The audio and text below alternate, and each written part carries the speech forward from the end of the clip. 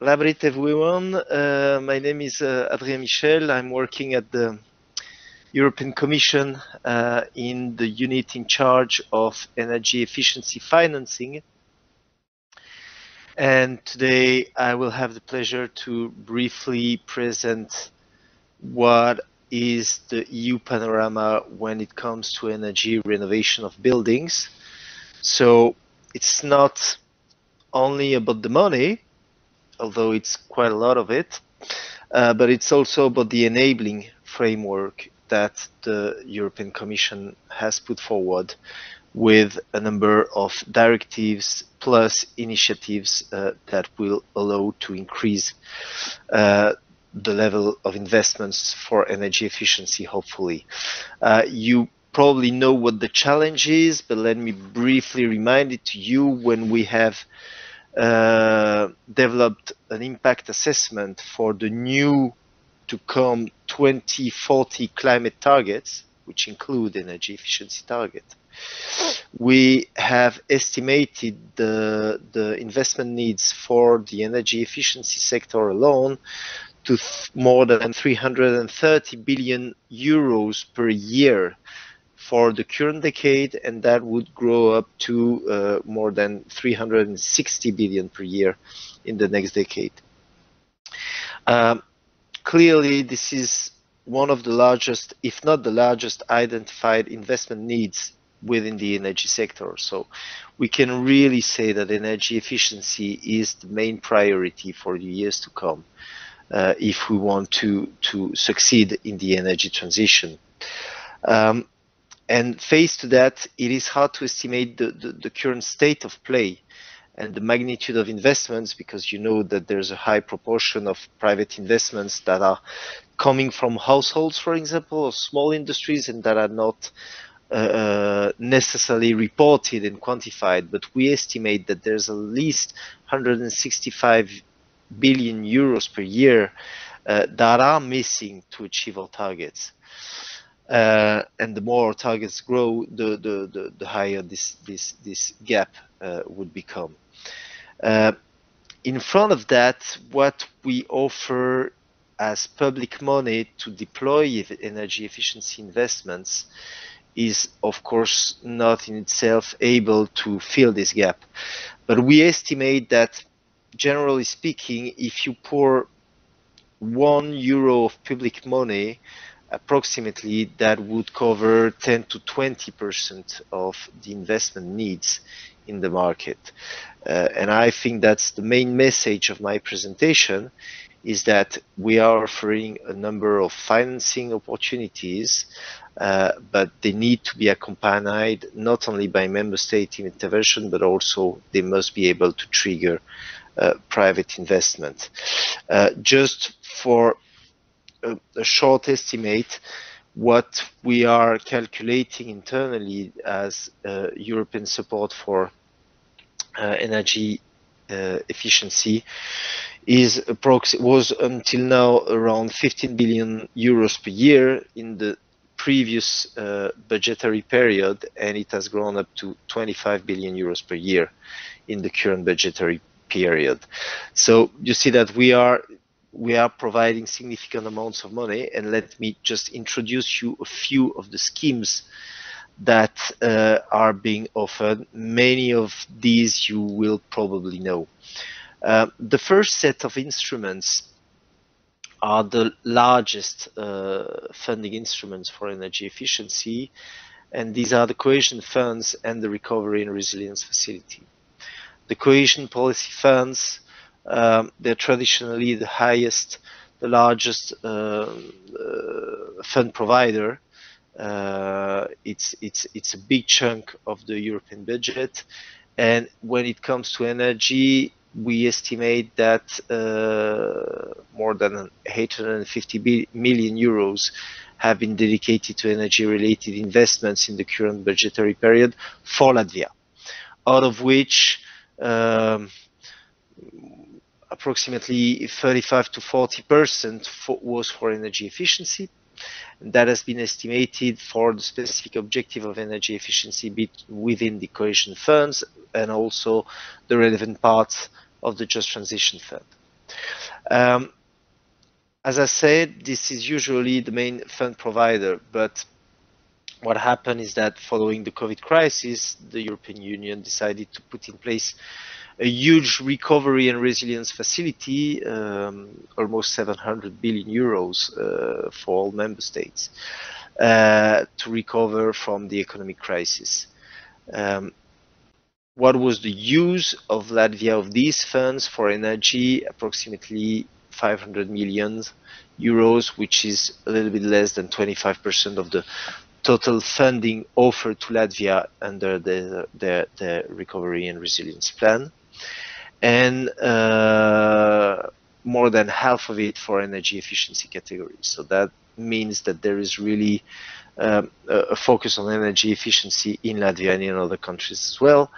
But we see that although this is looking very good, we should keep in mind that, of course, the recovery and resilience facility is a one-shot funding instrument. So it's going to stop in 2026, and by the time it stops, we're going back to normal and with the current and with the traditional funding levels. So in addition to that, and that's another message that I would like to pass, it is clear that in many countries so far, cohesion policy funds and the recovery and resilience facility have been mainly channeled through grants and subsidies. And although this is understandable in a way, the main drawback of this situation is that those subsidies are not designed in a way that they can leverage private financing, be it from final beneficiaries or for financial institutions.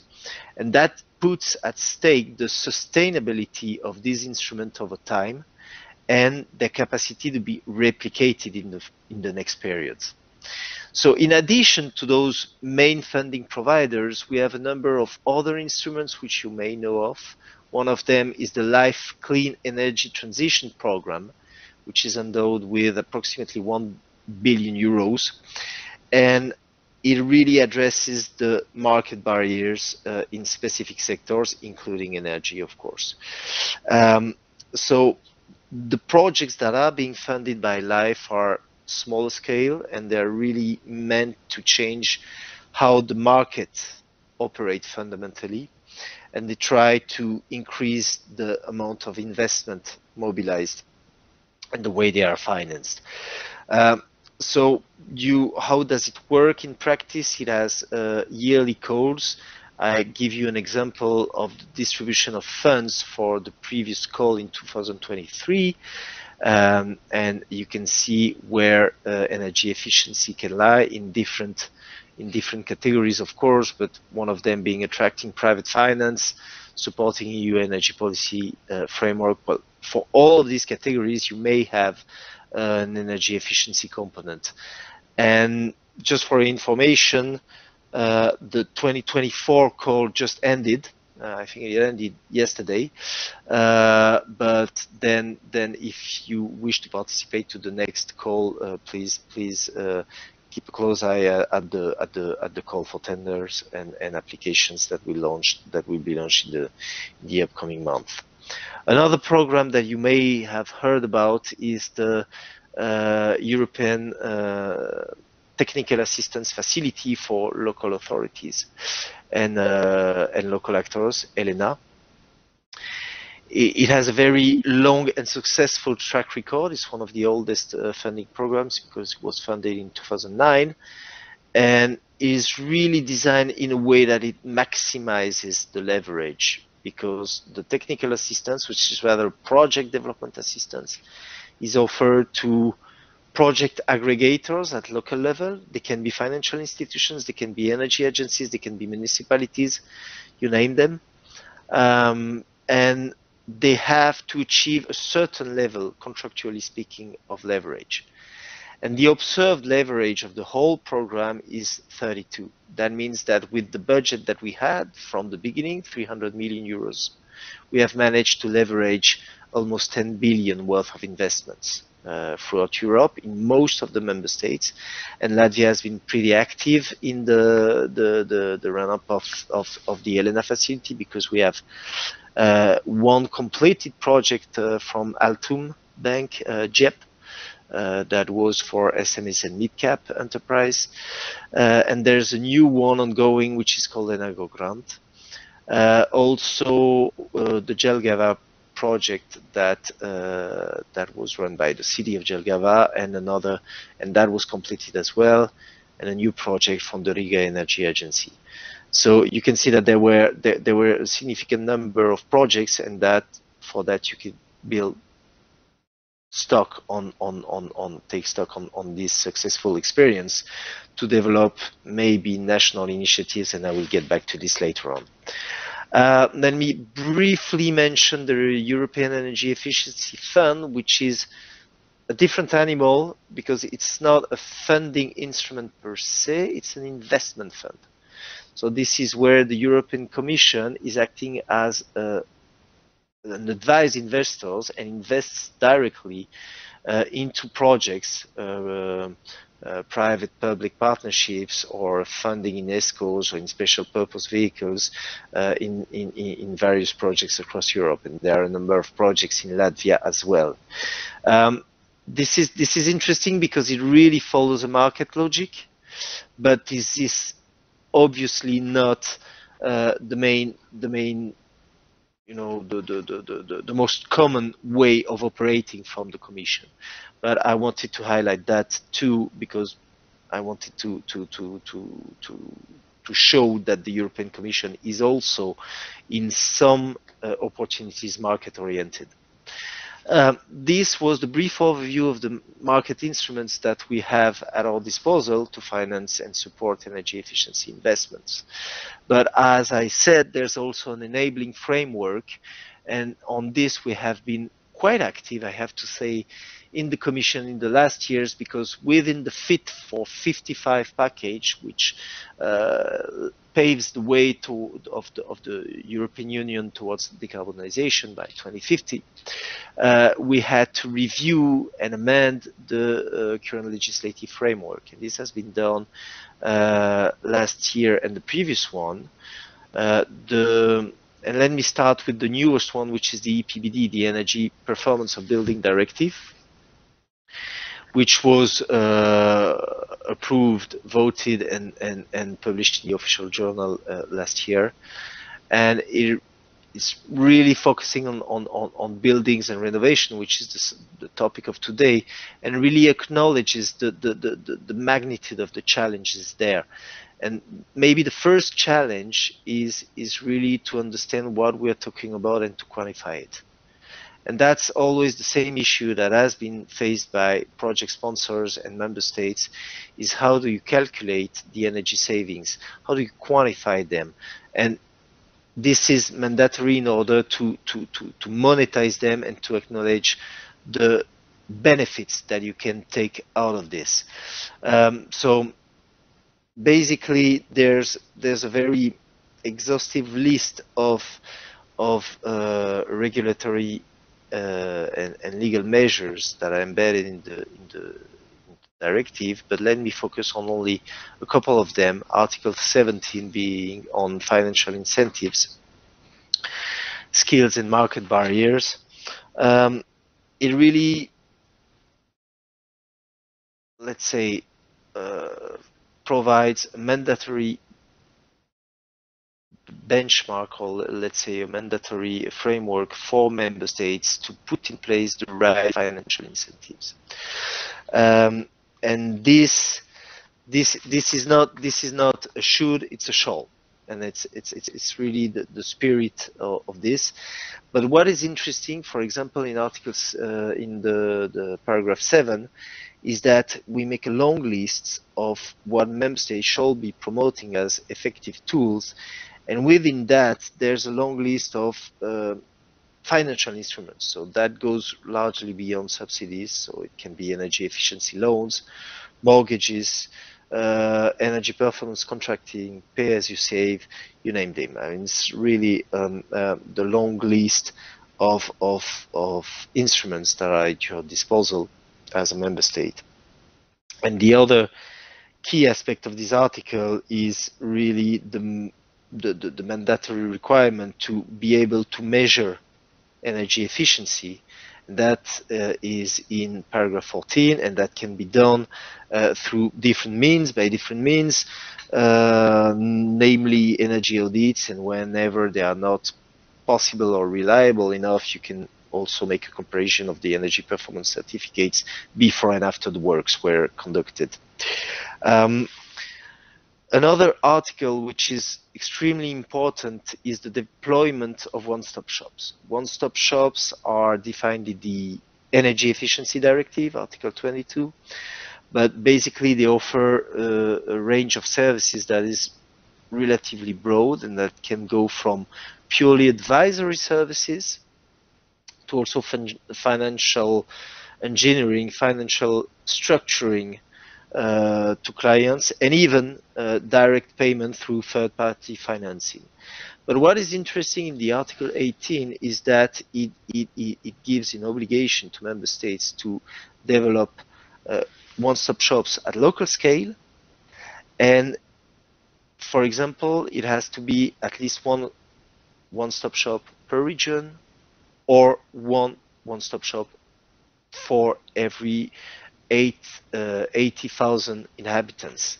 So it gives you an idea of the number of one-stop shops that are needed to, properly fill the network and address the needs of all inhabitants in a given territory. To do so, we are also developing a guidance to member states to help them put in place one-stop shops. And this will be released in the course of next year, probably. And once this is received, member states will have the obligation to transpose the obligations for one-stop shop by May 2026. The other piece of legislation which is important is the Energy Efficiency Directive. It was approved the year before, and it doesn't only cover building renovation, but all the sectors that are meant to provide energy savings to the economy and help member states achieve their targets. So we have a target which is relatively ambitious, a reduction of 11.7% of the energy consumption as compared to the baseline scenario by 2030, and that I'm not digging into this further, but the challenge is really high, and we acknowledge this by providing let's say midterm targets and provide an increasing pace of the ambition over the decade. One of the article, if not the article that is dealing with financing, is Article 30, and it provides a number of elements. One of them is really to push for the use of new financial instruments, so promote energy efficiency lending products by ensuring a wide and non-discriminatory offer and facilitate the implementing of on-bill and on-tax financing schemes. This can be done by means of the implementation of a national energy efficiency fund. That will be in the next slide. But that's also for, to achieve that, we know that we cannot only count on regulatory measures, but we need some pull factors, and those pull factors would come from the involvement of the private sectors and the main stakeholders in energy efficiency. And I will get back to this with one initiative that I would like to mention to you.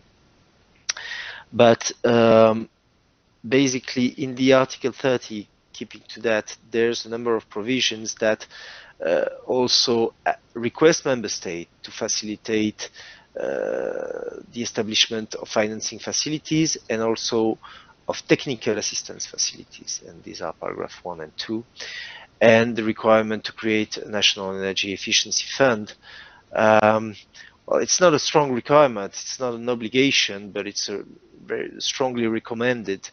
And to do so, member states do not have to create a new fund. They can establish a dedicated funding stream within existing facilities. But all of this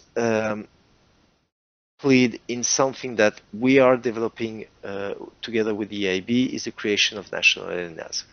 So the LNA has been so successful that now we are thinking about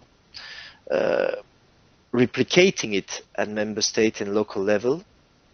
And to do so, you can count on technical support from the EIB and guidance from the Commission in order to put in place a scheme that would more or less have the same requirements as the current ELENA model, and that would help to open to new sources of financing, for example, cohesion policy funds, or or the recovery or resilience facility if it has not been fully allocated, or other sources of national funding, for example, the proceeds from the ETS.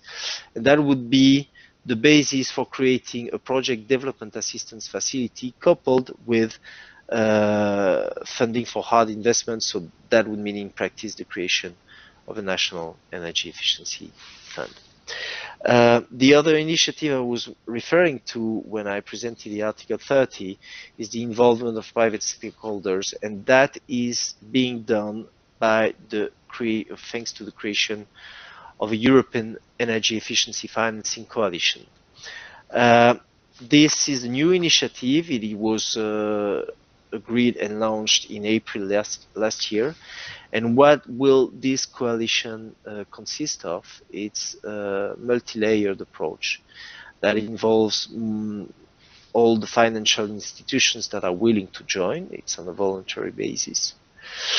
And it's going to ask them to work together on a number of specific topics that can be both at EU or national level, and to provide recommendations also for the design of new funding schemes and financial instruments.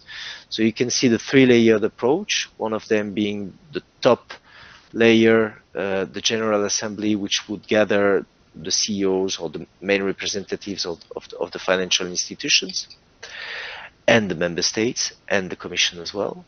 The second layer would consist in the expert group that would provide that would work on specific topics that are cross-cutting across the different member states. So that's EU, the EU dimension layer. And the third layer, which is extremely important, is the creation of national hubs that would be basically roundtables at national level with the local development banks, financial institutions, and other kind of stakeholders, for example, regulators or ESCOs, and they would work together on the market specifics of their member state. And all of this will be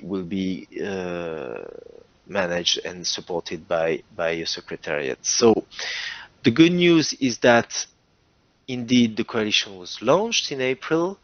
The second good news is that we have opened the call for expression of interest to the financial institutions, and we have already received a number of applications. Application being expression of interest, so you don't need to show anything specific, but just to commit to become a member of this coalition. And we are in the process of creating national hubs in most of the member states. So if you or your financial institution or your member state, in this case Latvia, is interested to join, please feel free to look at the website of DGNR and to gather more information on this coalition. With this, I think I might be overdue, and I will stop here and wait for any potential question. Thank you very much for your interest, and have a great debate day.